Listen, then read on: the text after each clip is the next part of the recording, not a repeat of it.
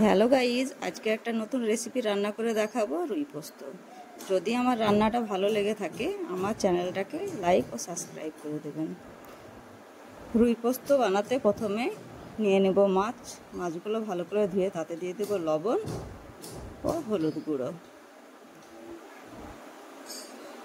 লবণ ও হলুদ গুঁড়ো দিয়ে মাছগুলোকে ভালো করে এপিট ওপিট করে মেখে নেব। মাছগুলো এপিট ওপিট করে মেখে নেওয়া হলে একটা নেব ফ্রাই প্যানে দিয়ে দেবো তেল। তেলটা যখন গরম হয়ে আসবে তাতে একটা একটা করে মাছগুলোকে ছেড়ে দেব।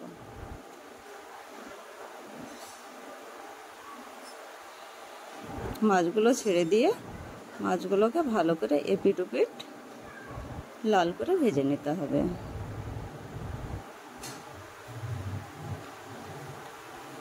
মাছগুলো যখন লাল করে ভাজা হয়ে যাবে তখন একটা প্লেটে মাছগুলোকে উঠিয়ে নেব। তারপরে আবার ফ্রাই প্যানে দিয়ে দেবো তেলটা যখন গরম হয়ে আসবে তাতে দিয়ে দেবো চিনি আর পাঁচফোড়ন আর একটু হলুদ গুঁড়ো। তার উপরে দিয়ে দেবো পেঁয়াজের পেস্ট,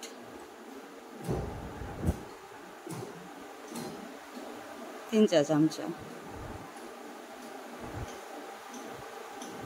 এবং হাফ চামচা আদা রসুনের পেস্ট দিয়ে ভালো করে কষাতে থাকবো। ভালো করে নেড়ে চেড়ে তাতে দিয়ে দেব স্বাদ মতো লবণ। স্বাদ মতো লবণ দেওয়ার পর তাতে দেব হলুদ এবং গোলমরিচের গুঁড়ো দিয়ে আবার ভালো করে নাড়িয়ে নেব। ভালো করে কষা হলে তাতে দিয়ে দেব পোস্ত দেব 3 চা চামচা দিয়ে পোস্তটা দিয়ে মশলাটা দিয়ে ভালো করে কষিয়ে নেব। মশলা আর পোস্তটাকে ভালো করে কষাতে হবে যতক্ষণ না পোস্ত থেকে তেল ছেড়ে আসে।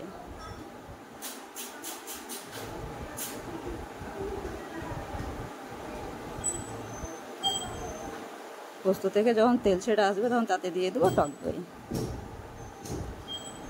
দই দেবো 2 চা চামচা দিয়ে আবার ভালো করে মশলার সঙ্গে টক দইটাকে নাড়িয়ে নেব। ভালো করে কষাতে হবে যতক্ষণ না তেল ছেড়ে আসে।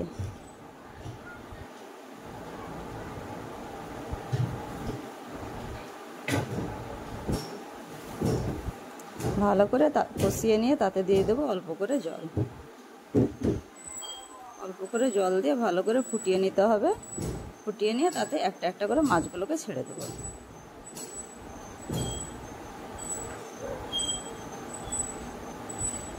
মাছগুলো ছাড়া হয়ে গেছে, এবার হালকা করে ছিচকে দিয়ে মাছগুলোকে গ্রেভির মধ্যে ডুবিয়ে দিতে হবে।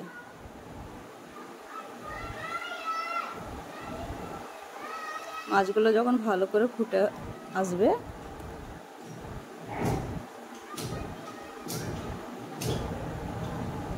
তখন মাছের উপরে দিয়ে দেবো 1 চামচা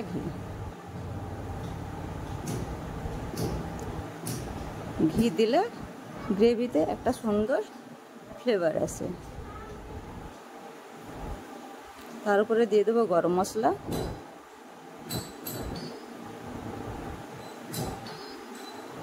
দিয়ে গরম মশলা দিয়ে ভালো করে গ্রেভির সঙ্গে একটু নাড়িয়ে দেবো যেন গরম মশলাটা গ্রেভির সঙ্গে মিশে যায়। তারপরে দিয়ে দিব ধনেপাতা কুচি। আমাদের রান্না প্রায় শেষের দিকে। আমার রান্না যদি ভালো লেগে থাকে লাইক ও সাবস্ক্রাইব করতে ভুলবেন না। পরে আবার দেখা হবে নতুন রান্নার সঙ্গে।